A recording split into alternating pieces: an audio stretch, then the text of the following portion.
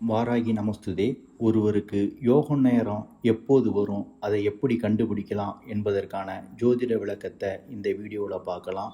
மேலும் கும்பகோணத்துக்கு பக்கத்தில் உள்ள நன்னீலம் என்ற ஊரில் உள்ள மதுவனேஸ்வரர் ஆலயத்தில் சுந்தரர் குரு பூஜை விழாவின் போது நடைபெற்ற அபிஷேக காட்சிகளை இந்த வீடியோவில் பார்க்கலாம்.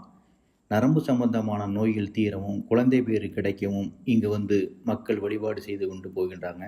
பழமையான மாடக்கோவிலாக விளங்கும் இந்த கோவில் முக்கியமான பரிகார ஸ்தலமாக விளங்குது. எந்த பிரச்சனையை இந்த ஆலயத்தில் தீர்க்க பரிகாரம் செய்யணுங்கிறத இந்த வீடியோ கடைசியில் பார்ப்போம். 27 நட்சத்திரங்கள் இருப்பது போல விஷ்கம்பம் முதல் வைத்திருதி வரையிலான 27 நாம யோகங்கள் இருக்கு. 27 நாம யோகத்தில் 17 யோகத்தை தரும். மீதமுள்ள 10 யோகம் அவயோகத்தை தருது.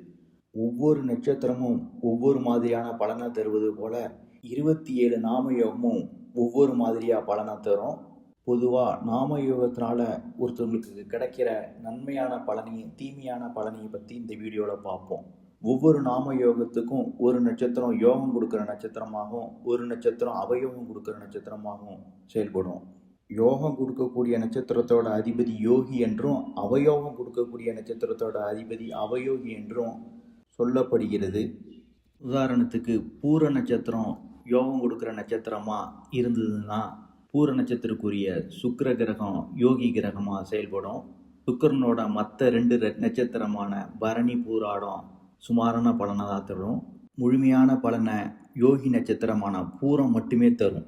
இதே போல தான் அவயோகி நட்சத்திரத்தையும் நம்ம கணக்கிடணும். அவயோகி நட்சத்திரம் எந்த நட்சத்திரமோ அது மட்டும்தான் அதிகமான அவயோகத்தை தரும். மற்ற 2 நட்சத்திரம் சுமாரான அவயோகத்தை தான் தரும்.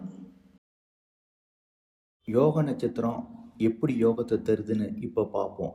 யோக நட்சத்திரத்தில் புதிய காரியத்தை துவங்கலாம். அதாவது பேங்க் அக்கௌண்ட் ஓப்பன் பண்ணுறது, புதுசாக இடம் வாங்க அட்வான்ஸ் கொடுக்கறது, புதுசாக வாகனம் வாங்கிறதுக்கு முயற்சி பண்ணுறது போன்ற நல்ல விஷயங்களை யோக நட்சத்திரத்தில் செய்தால் அந்த காரியங்கள் விருத்தி அடையும். அதே போல் அதுக்கு தடைகள்லாம் வராது. அதே போல் பரிகாரம் வழிபாட்டை யோக நட்சத்திரத்தில் செய்தால் அந்த பரிகாரம் பலிக்கும், வழிபாடும் பலன் தரும். யோக நட்சத்திரத்தில் பிறந்த நபர்கள் உறவினர்களாகவோ நண்பர்களாகவோ இருந்தால் அந்த நபர்கள் யோகத்தை தருபவராக இருப்பாங்க. அதாவது இக்கட்டான நேரத்தில் கைதூக்கி விடுபவராக இருப்பாங்க. நல்ல யோசனை கூறும் நபராக இந்த யோக நட்சத்திரத்தில் பிறந்தவங்க இருப்பாங்க. யோக நட்சத்திரத்தில் வாழ்க்கை துணை அமைஞ்சிட்டுனா அந்த நபர் கொடுத்து வச்சவர். ஏன்னா திருமணத்துக்கு பிறகு மிகப்பெரிய முன்னேற்றம் அந்த நபருக்கு கிடைச்சிடும். யோக கிரக ஓரையில் ஒருத்தர் ஒரு காரியத்தை செஞ்சால் அந்த காரியம் வெற்றி அடையும். அதுபோல் யோக கிரகத்திற்கான ராசிக்கல் நிறங்களை பயன்படுத்தினாலும் வெற்றி கிடைக்கும். முக்கியமாக யோக கிரக தொழிலில் ஒருத்தர் செய்தார்னா அவருக்கு லாபம் கண்டிப்பாக கிடைச்சே தீரும். யோக நட்சத்திரத்தில் ஏதாவது ஒரு கிரகம் நின்று அந்த கிரகத்தோட தசாவோ புத்தியோ நடைபெறும் பொழுது ஒருவருக்கு யோகம் செயல்பட ஆரம்பிக்கும். யோகமான காலத்தை நம்ம முன்கூட்டியே தெரிஞ்சு வச்சுக்கிட்டு நேரத்தை வீணாக்காமல் சரியான வகையில் முயற்சி செய்தால் வாழ்க்கையில் மிகப்பெரிய வெற்றி அடைய முடியும். யோகி கிரகம் எப்படி ஒருவருக்கு யோகத்தை வழங்குதுன்னு இப்போ சின்ன உதாரணம் மூலம் பார்ப்போம். ஒரு 8 வருடங்களுக்கு முன்பு ஒருத்தர் மெடிக்கல் ஷாப் வைக்கலாமான்னு என்னிட்ட கேட்டு வந்திருந்தார். அவர் துருவநாம யோகத்தில் பிறந்திருந்தார்.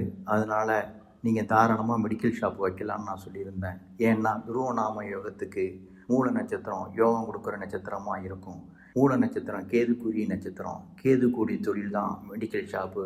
அதனால் தாராளமாக நீங்கள் வைக்கலாம், மிகப்பெரிய முன்னேற்றம் கிடைக்கும். கேது திசையும் ஆரம்பமாயிட்டு அதனால் செய்யலான்னு சொல்லியிருந்தேன். இப்போ அவர் 6 கடைக்கு முதலாளியாக இருக்கிறாரு. ஒரு கடையில் ஆரம்பித்து 6 கடைக்கு முதலாளியாக மாறிட்டார். இதுக்கு முக்கியமான காரணம் அவரோட யோக கிரகம்தான். யோகத்தை தரக்கூடிய யோகி கிரகம் ராகு கேதுக்களுடன் இணையக்கூடாது. இணைஞ்சிட்டா யோகத்தை அனுபவிக்க தடை வரும். அதே போல் யோக கிரகம் நல்ல ஸ்தானத்திலையும் அமர்ந்திருக்கணும். ஒருத்தருக்கு அவயோகத்தை தரக்கூடிய அவயோக நட்சத்திரமும் அவயோகி கிரகமும் எந்த விதமான பலனை தரும் என்று இனி பார்ப்போம். அவயோகி கிரகத்துக்கு உரிய தொழிலை ஒருவர் செய்யக்கூடாது. மீறி செய்தால் அவருக்கு லாபம் கிடைக்காது, நஷ்டம்தான் கிடைக்கும். அதுபோல் அவயோக நட்சத்திர சாரம் பெற்ற கிரகத்தின் தசை அல்லது புத்தி வரும்போது கவனமாக இருக்கணும். அந்த காலகட்டத்தில் பெரிய முதலீடு செய்யக்கூடாது. அதுபோல் சக்திக்கு மீறிய செயலில் ஈடுபடக்கூடாது. 6 அல்லது 8ஆம் இடத்துல அவயோகி கிரகம் இருந்து தசாபுத்தி நடைபெறும் பொழுது கவனமாக இருக்கணும். அதுபோல 6 அல்லது 8இல் நின்ற கிரகமும் அவயோக நட்சத்திர சாரம் பெற்று இருக்கக்கூடாது. சுக்கிரன் அவயோகி என்றால் சுக்கிர தசா 20 வருடமும் அவருக்கு அவயோக பலன் நடைபெறாது. எந்த காலகட்டத்தில் அவயோக பலன் நடைபெறும் என்பதை கணக்கிடணும்னா அவரோட அவயோக நட்சத்திரம் எந்த பாதத்தில் இருக்குன்னு நம்ம கண்டுபிடிக்கணும். அவயோக நட்சத்திரம் 3ஆம் பாதத்தில் இருக்குன்னா சுக்கிர தசையில் 10ஆம் வருடம் முதல் 15ஆம் வருடம் வரையிலான 5 வருட காலகட்டத்தில் அவருக்கு மிக மோசமான கெடுபலன் நடக்கும். இந்த காலகட்டத்தில் அவர் மிகுந்த எச்சரிக்கையோடு இருக்கணும். அவயோக கிரகம் ராகு அல்லது கேதுவுடன் இணைந்து தசை அல்லது புத்தி நடைபெறும் பொழுது மிகுந்த கவனமாக இருக்கணும். இந்த காலகட்டமும் மிக மோசமான கெடுபலன் நடக்கும். அவயோக நட்சத்திரத்தில் பரிகாரம் வழிபாடு பண்ணக்கூடாது.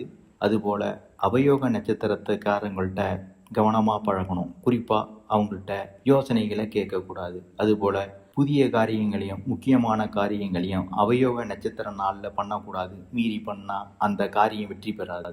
அவயோக நட்சத்திரம் இவ்வளவு கெடுபலனை தருதே அப்படின்னு யோசிக்கக்கூடாது. இந்த அவயோக நட்சத்திரத்தோட வீரியத்தை குறைக்க தமிழ்நாட்டில் பரிகார கோயில் இருக்குது. அந்த பரிகார ஆலயத்தில் முறைப்படி அதற்குரிய நாளில் பரிகாரம் செஞ்சுக்கிட்டா அவயோகியோட வீரியம் கட்டாயம் குறைஞ்சி போயிடும். அவயோகி எப்படி அவயோகத்தை தந்ததுன்னு ஒரு சின்ன உதாரணம் மூலம் இப்போ பார்ப்போம். ஃபிசிக்கலாக கோல்டு வாங்கி முதலீடு செஞ்சவங்களுக்கு இதுவரையிலையும் லாபம்தான் கிடைக்கும். ஆனால் தங்கம் வாங்கி நஷ்டப்பட்டவங்களும் உண்டு. குரு கிரகம் ஒருத்தருக்கு அவயோகமாக இருந்தது. அவர் ஃபிசிக்கலாக 1 கிலோ தங்கம் வாங்கினார். ஆனால் அவர் விற்க போகிற நேரத்தில் தங்கம் விலை குறைஞ்சி நஷ்டம் அடைஞ்சார். அதுபோல் குரு கிரகம் அவயோகியாக இருந்த ஒருத்தர் ஷேர் மார்க்கெட்டில் பேங்க் நிஃப்டியில் முதலீடு செஞ்சு நிறைய பணத்தை இழந்திருக்கிறாரு. ஏன்னா பேங்க் நிஃப்டிங்கிறது குரு கிரகத்துக்குரிய தொழிலாகும். இதுபோல் அவகிரக தொழிலை செஞ்சவங்க நஷ்டம்தான் அடைஞ்சிருக்கிறாங்க. சௌபாக்கிய நாமயோகத்தில் பிறந்தவருக்கு குரு கிரகத்தால் பாதிப்பு ஏற்படும். அந்த குரு கிரக பாதிப்பை நீக்கிற பரிகார கோயில் தான் நீங்கள் பார்த்துக்கிட்டு இருக்க இந்த நன்னிலம் மதுவனேஸ்வரர் கோயில். இந்த பதிவு உங்களுக்கு ஏதோ ஒரு வகையில் நன்மையை செய்யும் என்பதை நான் நம்புகிறேன். அதுபோல் இந்த பழமையான சிவாலயத்தையும் பார்த்து தரிசனம் பண்ணியிருப்பீங்க. இதுபோல் ஆன்மீக ஜோதிட தகவல்களை பெற நம்ம சேனலை சப்ஸ்கிரைப் பண்ணுங்கள், பெல் பட்டனை கிளிக் பண்ணுங்கள். நன்றி, வணக்கம்.